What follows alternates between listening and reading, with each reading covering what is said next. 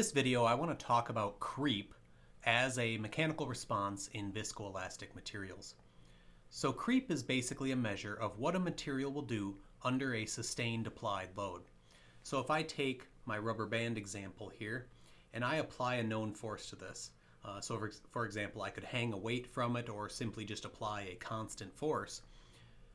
Under the principle of creep, I would expect that this material would slowly over time stretch and get longer for as long as for the period of time that I apply this load. So it would continue to stretch over some long time period. And again, this is the result of the material molecular structure rearranging and adjusting to this constantly applied load, which is applied through the material as a stress, and adjusting to that, and therefore seeing some elongation. So if I were to consider what this might look like from a data perspective, my input to this system is some force. So suppose I'm going to apply a force to my material sample. I'm going to hold that force for a period of time, and then let's say that I release that force. As a result, we're measuring then the deformation of my sample. And so when that force is applied, I can expect that my deformation will increase at first at a high rate, but then slower for a period of time.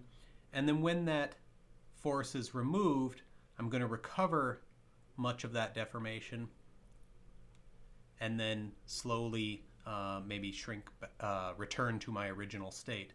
Possibly not all the way to my original length, depending on how much I've stretched my material. From an experimentalist standpoint, I can get an example of what this might look like. And in this, we have a dual cantilevered test station, which has two fixed clamps and one movable clamp. And so again, here we're applying a known force, a constant known force, and we can see that the output of this, it's recorded here in strain, but we can think about that as deformation. And the initial, when the force is initially applied, we see a high amount of strain occurring quickly, but then a small amount that slowly starts to occur. And this is the material reshaping itself, lengthening over some period of time. As you can see here, it's approximately 2.5 minutes that elapse there for that period of time. And then when the load is released, we recover much of that, but you can actually see with this sample that the recovery was not complete, in that there was some permanent or near permanent deformation associated with that material, and that it didn't return to its original shape. So we can get a sense of how this material then behaves under dynamic loading. If I apply a load and then remove it, we may not see the full response from a deformation standpoint, displacement x or delta, immediately. It might take some time for this to occur, and therefore you can kind of think about this like a dash pot slowing down our mechanical system, especially one with a particularly viscous liquid in it, say for example honey or something like that, such that the dash pot is very slow to respond when something is changed. So as a result of this, we might expect then creep to lead to something we call viscoelastic phase lag. Or maybe a better way to say it is that the creep behavior of the material would exhibit a phase lag due to that viscoelasticity. So taking that same sort of plot,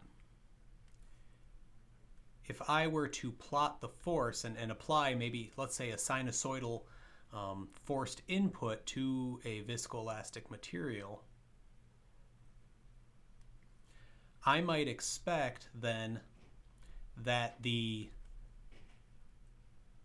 response of the system, the deformation of my material as a response to that load, to have some lag such that the distance here, say between the peaks, would be that phase lag.